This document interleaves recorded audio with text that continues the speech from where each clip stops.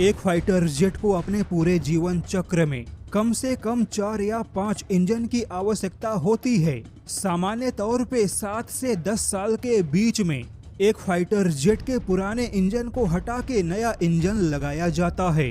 जैसे कि अभी भी भारत को अपने 272 सुखोई फाइटर जेट के बेड़े को अगले 30 सालों तक संचालन के लिए कम से कम 950 इंजनों की आवश्यकता होगी और यह आंकड़ा खुद हिंदुस्तान एरोनॉटिक्स लिमिटेड का है।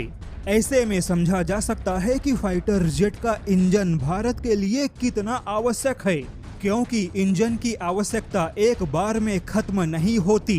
लेकिन अब इसी को लेकर अमेरिका और ब्रिटेन के कुछ भारत विरोधी रक्षा जानकार और सांसद यह बयान दे रहे हैं कि 30 सालों की मेहनत भारत को ऐसे कैसे दे दे।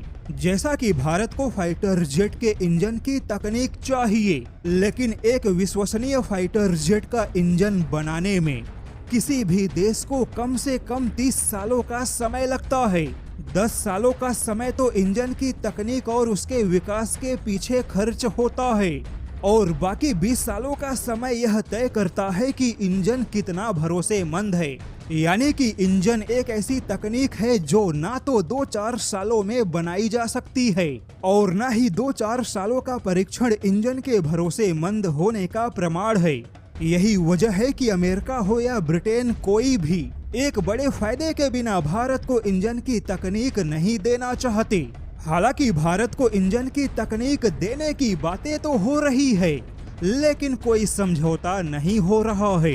अब ऐसे में भारत के रक्षा जानकारों का यह मानना है कि भारत को इंजन के तकनीक के लिए फ्रांस पर फोकस करना चाहिए, क्योंकि ब्रिटेन और अमेरिका दोनों एक जैसे ही धोखेबाज हैं।